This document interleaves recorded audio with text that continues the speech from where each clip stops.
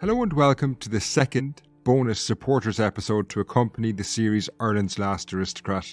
First things first, I just want to thank you for your support.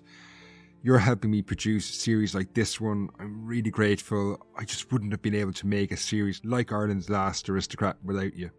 In this episode, I'm going to get straight into the history. So in the first supporters show from Strokestown Park House, I mentioned that a challenge in this series was trying to edit down the content I had.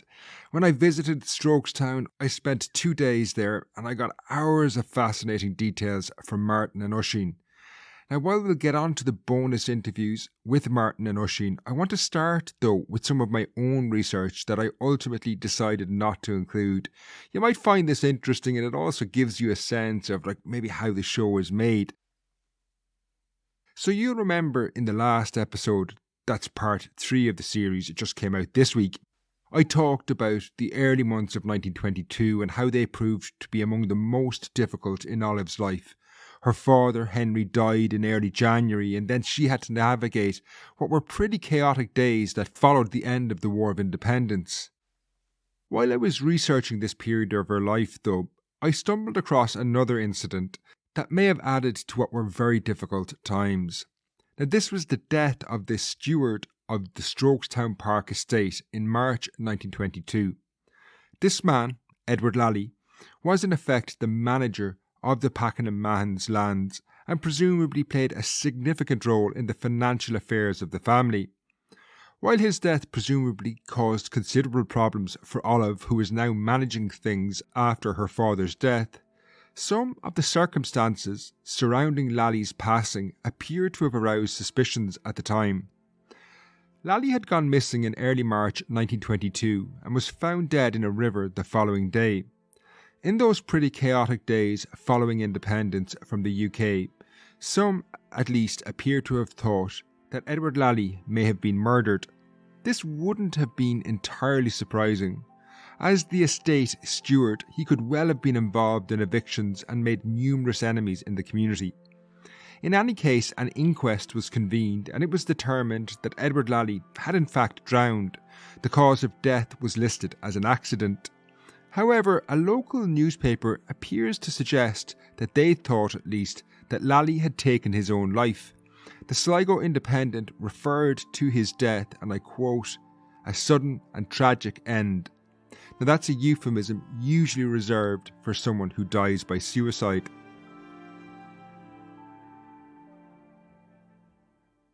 This made me wonder if Lally's death reflected the difficulties some may have faced in adjusting to the new political realities in post-independence Ireland.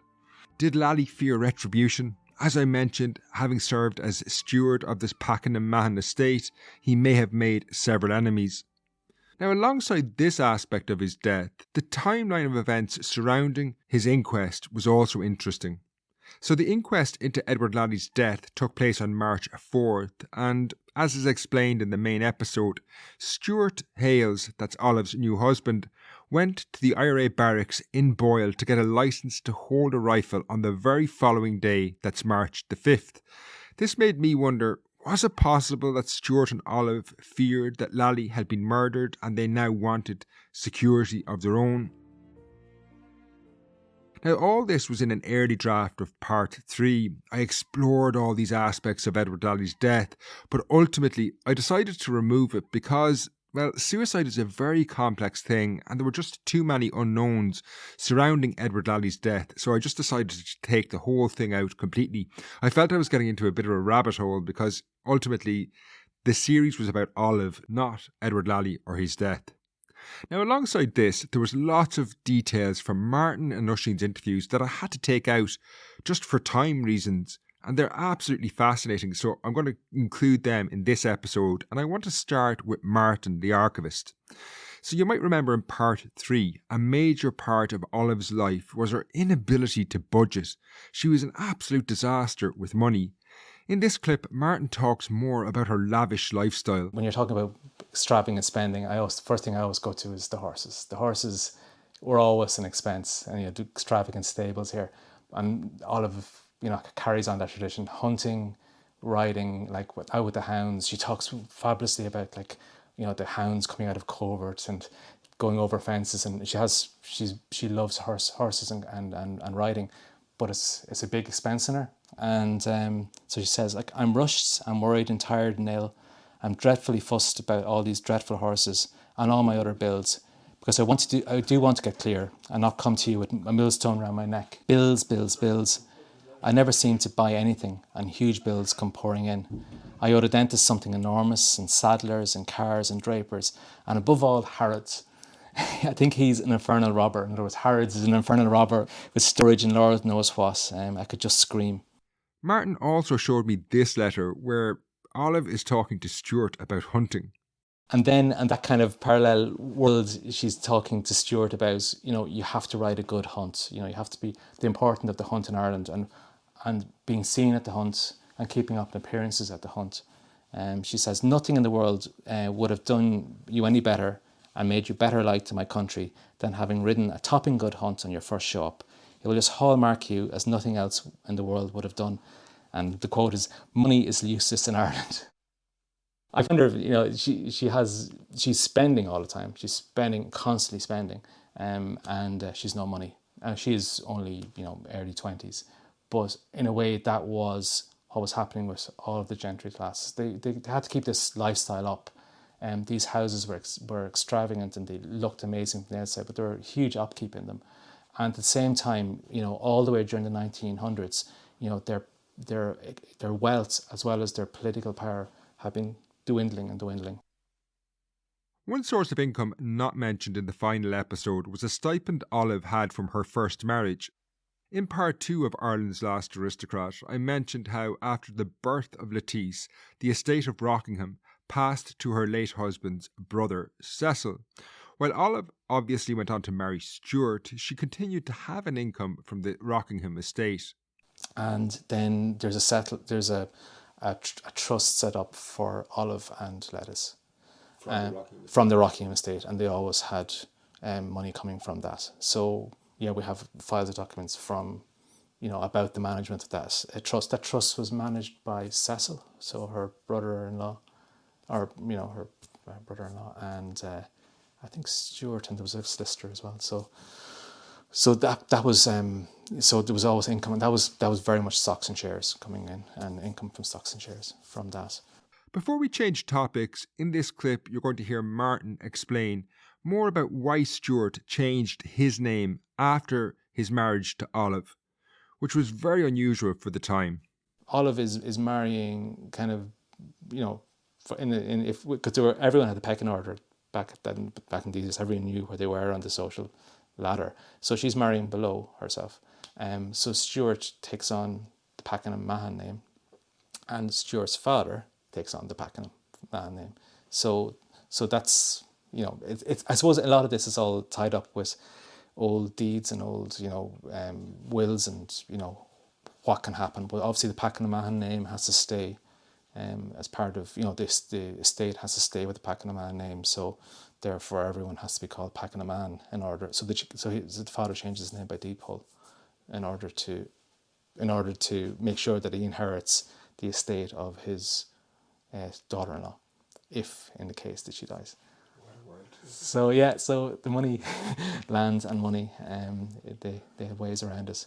But it was interesting that you've pointed a really good point that there's two women being disinherited. You've got in a way, Olive's mother is disinherited in following the death of her husband. She doesn't get the estate. The estate goes to Olive, and then Olive is disinherited because the estate goes to her brother-in-law. So it's two. Now I want to change to a pretty different subject from the interviews.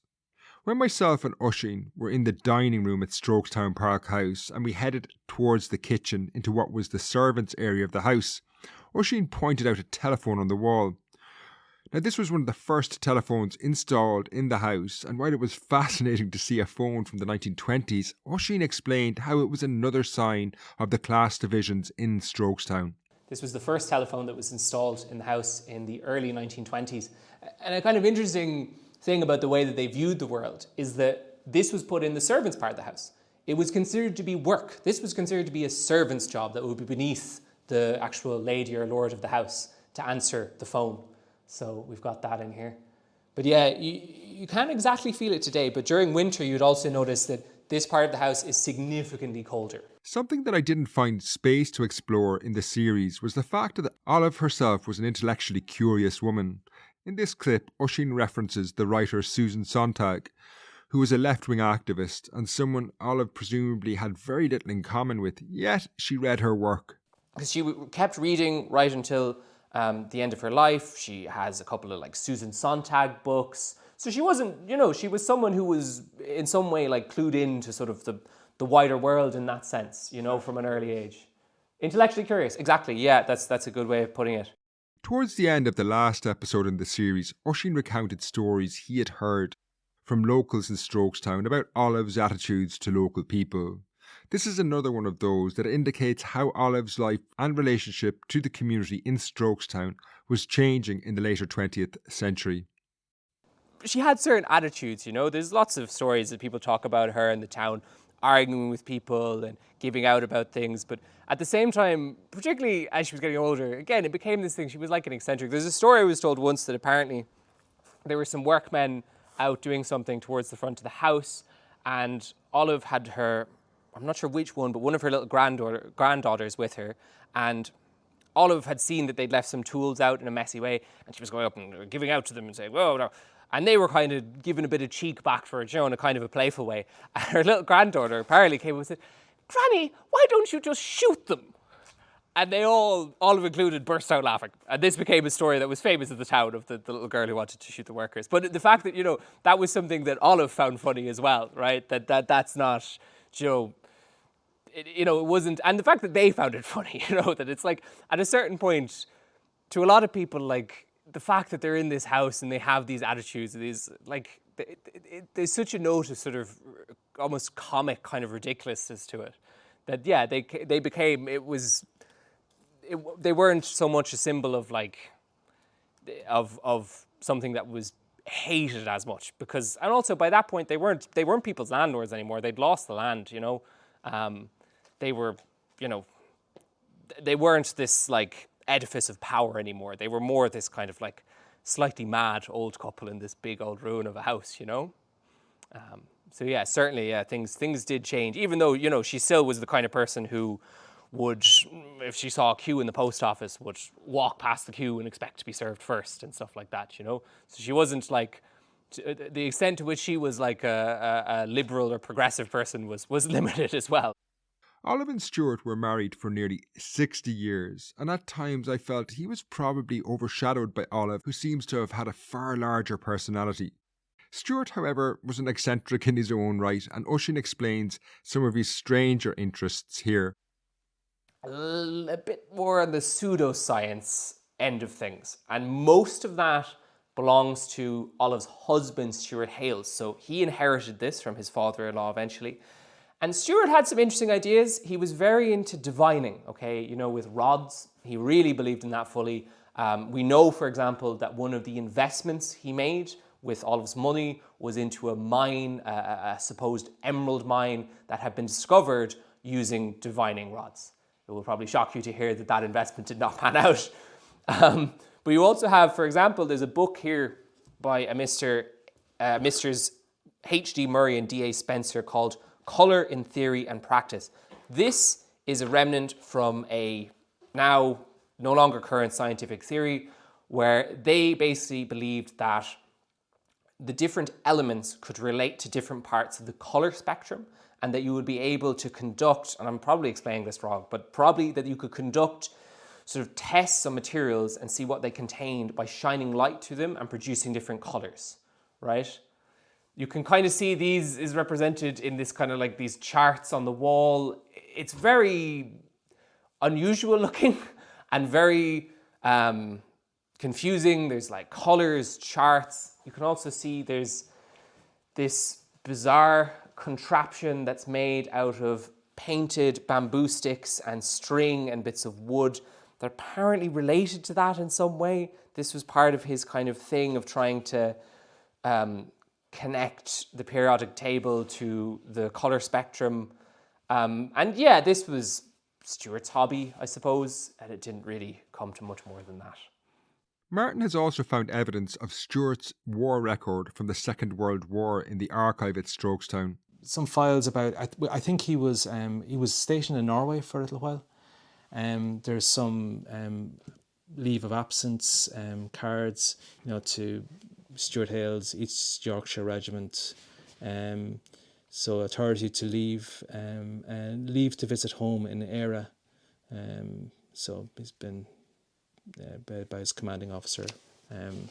So there's some documents from that. There's some letters written to him while he was stationed, I think, in Germany as well, just after the Allies took over. So he's with this regiment called the ECAD, which I think is the European Civil Affairs Division. So they were kind of taking over administration. There's a thing here from Schwaben and Augsburg, prepared by Major Hales Packenham Mahon, which is talking about the administration of that part of Germany. So he's obviously involved in some. I say he's at this stage, because he's a senior officer, he's more in administration. I think he's taking over the administration. There's other references to the British Army on the Rhine, which was another division that was kind of, taking over the administration of Germany on the part of the British Army, and so we have some documents from that. They're mainly routine documents and receipts and bills for his expenses.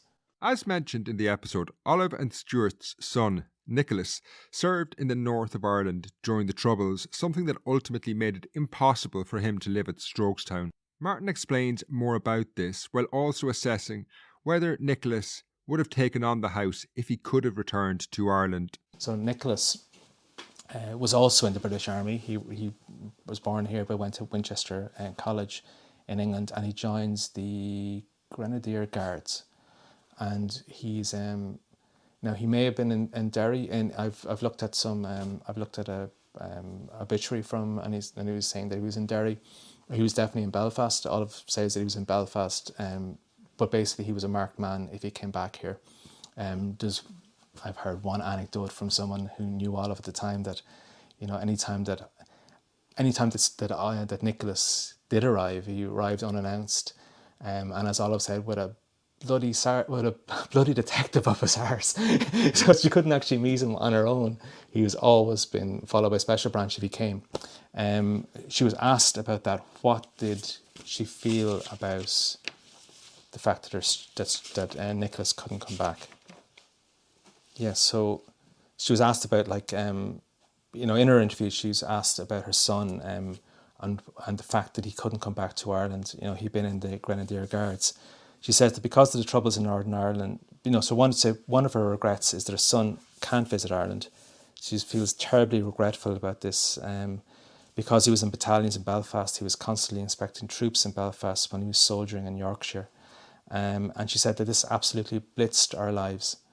There, with him not being able to pop backwards and forwards and come here and enjoy himself. And she couldn't see him, and she said he just couldn't come. So that, I think, was a real tragedy for her, and in a way, it's you can't speculate whether Nicholas would have kept this house. It was in bad condition. Would he have kept it?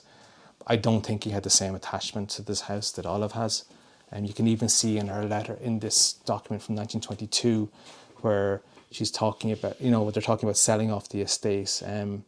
So it says, would Mrs. Hales Packenham Mahon wish to sell the entire of the domain? Or would she prefer, for sentimental or other reasons, to retain the mansion in a certain area in connection therewith? So I think even in 20s, she was going to keep the house. But whether her son would have done so, I think, is speculating quite a lot. There's a lot of financial burden on this. But in any case, he couldn't, because he would never have been able to live here. In the end, Strokestown Park House was, as I mentioned in the episode, sold to a local businessman, Jim Callery. This obviously offered Stuart and Olive financial stability, and one of the things they bought was a Renault 4 car. This can still be seen in Strokestown Park House today. So basically, this is a very distinctively lime green Renault 4 car from the late 70s. Actually, so this car specifically, when Olive sold the house to Jim Callery, they had this injection of money. For the first time in years, they had a bit of extra money. We're not sure exactly what kind of they had at that point, a very, very beaten up, very old car. one of the first things she went out and did in 1977 was to buy an R4. This was actually it's a super mini, but it was a trendy new car just come on the market that she purchased new. I mean, these were only kind of just about for sale in Ireland, so this was like quite a thing to be able to go out and get. And yeah, it's not like, it's not a limo, right? But it is, it was something that I'm sure she was very happy with when she got it, right? And it's we've talked to Olive's grandchildren who remember this as like Granny's car, her little mini Renault, like trendy little French car. Now, the colour, if we look at the bonnet here, you can see there's a bit of peeling off, right? That reveals the original colour. So it was originally blue. Basically, as Olive was dying, she actually gifted it, as far as we're aware, to one of the gardeners, her most senior gardener, who, again, she kind of had a friendly relationship with. So she said he could have it. He had it for a few years. At some point, he took lime green house paint and he painted the whole car with it. Well, definitely house paint, not car paint. So he just, with a brush, repainted the car himself because he wanted it to be lime green. He had it for a few years. When he then passed away, it was actually his family gave it back to the estate. They didn't really want it. And it's been here since. Now, unfortunately, it's showing some wear and tear. It's got rust. It's seats. It definitely is very far away from running. This is one of the projects that's on the list to try and fix this up and restore it because, it's a piece of the house's history and it's a piece of motoring history, I suppose you could say as well. To finish, I have two more stories about the very end of the Packenham Mahon's time at Strokestown Park House. The first, as Oisin now explains, illustrated how the hunting grounds, which had been a symbol of their wealth and power, changed over the decades. In her later years, all that was left was the 300 acres that had been the deer park. And by that point, that was also, the days where they could put hundreds of acres aside just for recreation were long gone. That was all already by that point mostly rented out as farmland. They never seemed to have much success farming themselves, if you know what I mean. Mostly they were renting that out. And today that's still now used as farmland. The final clip from this bonus episode reflects Olive's isolation towards the end of her life. Most of her contemporaries were dead and she formed an unusual friendship, certainly one she would not have envisaged having in her youth.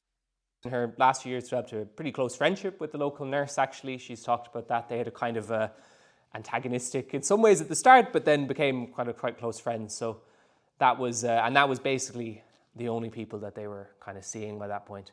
And even, there was this kind of almost naivete. I've talked to people who remember that time from the town, and they said that, they would do things like they would have a set of tableware, silver tableware to sell, and Stuart would know some guy through a club who'd say, oh yeah, this man will sort you out, and they'd sell it to that guy without looking around for a price, and then they'd mention the price to someone else and they'd be like, you could have sold it for 3 times that much if you'd gone to an auction house and sold it properly. But they kind of didn't, even by that point, still kind of had this poor sense of the real value of things and the cost of things and things like that, because particularly for Olive, she'd been raised to not think about those things. Her whole mindset was that, no, we're above those concerns. We don't worry about it. And that was something that kind of stayed with her right to the end, you could say.